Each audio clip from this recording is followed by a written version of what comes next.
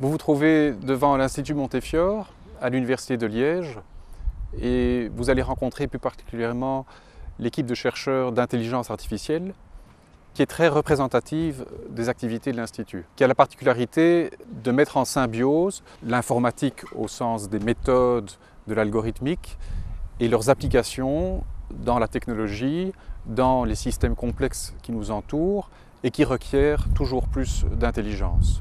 Les domaines d'activité de notre service se situent dans le domaine de l'apprentissage automatique, du data mining et de l'optimisation afin d'exploiter des données et des modèles de systèmes complexes en général pour prendre des décisions qui permettent de bien comprendre ces systèmes et de les améliorer. Le premier domaine à l'origine de nos recherches est le domaine des systèmes d'énergie électrique au sens large et des processus industriels. Le deuxième domaine, qui est plus récent, concerne l'exploitation de données au sens large dans le domaine des sciences de la vie. Donc, nous développons aussi des algorithmes de bioinformatique et d'analyse d'images biomédicales. Alors les applications industrielles de l'apprentissage automatique et de la fouille de données en général sont extrêmement nombreuses. En fait, ces méthodes peuvent s'appliquer à tout type de secteur dans lequel on peut générer des données. Il y a aussi des applications dans le domaine médical. On peut utiliser, donc les techniques de fouille de données sont utilisées maintenant de manière routinière pour analyser des données protéomiques, génomiques, pour extraire des biomarqueurs relatifs à différentes maladies et en tirer des règles de diagnostic ou des nouvelles cibles thérapeutiques pour certaines maladies. Pour citer deux applications sur lesquelles nous travaillons actuellement, donc on a une application qui consiste à essayer de déterminer à partir d'images de poissons zèbres, donc qui sont des petits poissons qui sont utilisés comme modèle par les biologistes avec lesquels nous collaborons. À partir de ces images, on essaye de déterminer quel est l'effet de certaines substances sur le développement du squelette de ces poissons. Alors nos types d'applications, on développe des algorithmes pour analyser des grandes images qui sont fournies par les microscopes actuels.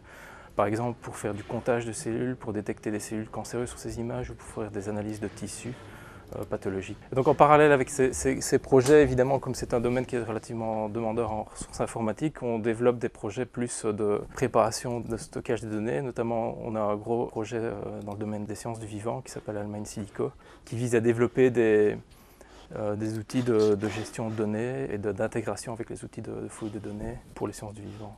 Une caractéristique du data mining, c'est quand même que les volumes de données qu'on est amené à analyser grossissent de plus en plus et donc on a des besoins assez lourds en termes de ressources informatiques.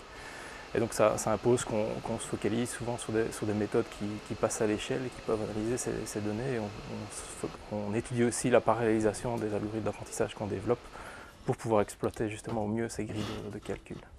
Alors les types de services qu'on peut fournir aux entreprises sont de différents types. Donc ça peut aller de l'organisation de formation aux techniques de data mining et d'apprentissage automatique, qu'on peut d'ailleurs personnaliser en fonction du type d'entreprise auquel on s'adresse. On peut donner des conseils au niveau de la génération et le stockage des données, donc qui est une étape qui est souvent en fait négligée dans les analyses.